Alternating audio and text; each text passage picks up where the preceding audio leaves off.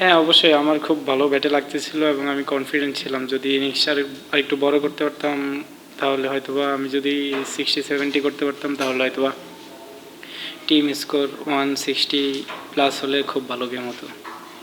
বলাররা খুব খেলাটা শেষ হওয়ার পর্যন্ত আনতে পারছে, এটা তাদের ক্রেডিট অবশ্যই। আপনাদের একটু আফসোস লাগতেছে কিনা যে একটু রান আর একটু বেশি দিতে? অবশ্যই আফসোস তো থাকবেই, কারণ আমরা কিন্তু দুই টিমেই এখন টপে আছি। আমরা যদি এই ম্যাচটা জিততে পারতাম তাহলে হয়তো বা নাম্বার 1-এ শেষ করতে পারতাম। সো এখন আরেকটা ম্যাচ আছে আমাদের, আমরা লুক ফরওয়ার্ড, দেখি নেক্সট ম্যাচটা যদি জিততে পারি তাও আমরা 1-2-তেই থাকবো।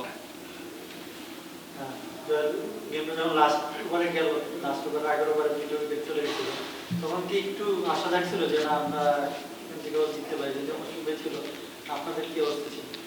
না, আমরা চেষ্টা করেছি যে শেষ পর্যন্ত নিয়ে যাওয়ার গেমটাকে, যেন যত লম্বা করা যায়। এখানে রান রেটেরও কিছু ক্যালকুলেশন আছে, সো আমরা চেষ্টা করেছি যত লং করা যায় একদম শেষ ওভারে গিয়ে শেষ করার।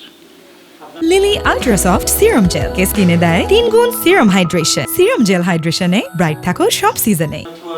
খুব ভালো করে করেছেন। এখন একটা চান্স হচ্ছে যে যদি লাস্ট ম্যাচটা মানে এই ম্যাচটা জিতলেও আপনাদের হইতো যে টপ 2 তে থাকে, এটাও নিশ্চয়ই আপনাদের প্ল্যানে আছে যে টপ 2 তে থেকে কোয়ালিফাই খেলাটা, যেহেতু প্লে অফ অলরেডি কনফার্ম হয়ে গেছে। না, টপ 1-2-তে থাকলে আমাদের জন্য দুইটা অ্যাডভান্টেজ পাবো সেমিফাইনালে। সো আমরা বলবো আরেকটা ম্যাচ আছে, আমরা যদি ওটা ভালোভাবে ফিনিশ করতে পারি তাহলে আমরা টপ 2-তেই থাকবো।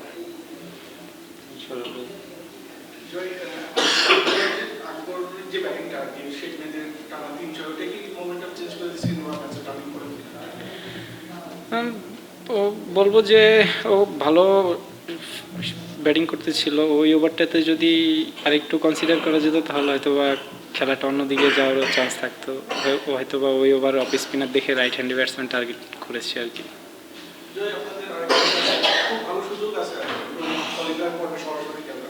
আরেকটা যেহেতু রাজশাহী আপনাদের অপোনেন্ট কোয়ালিফায়ার, তাদের সাথে আজকে খেললেন, একটা প্রস্তুতিও হয়ে গেল।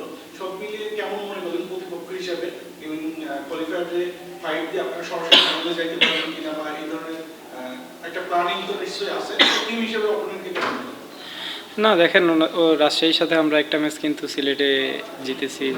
আজকের ম্যাচটাও খুব ভালো ক্রিকেট হলো। সো আমরা বলবো আমরা যদি ভালো পারফর্ম করি মাঠে, অপোনেন্ট যে কেউ হোক না কেন ভালো খেলা হবে। রাজশাহী ভালো টিম, আমরাও ভালো খেলতেছি।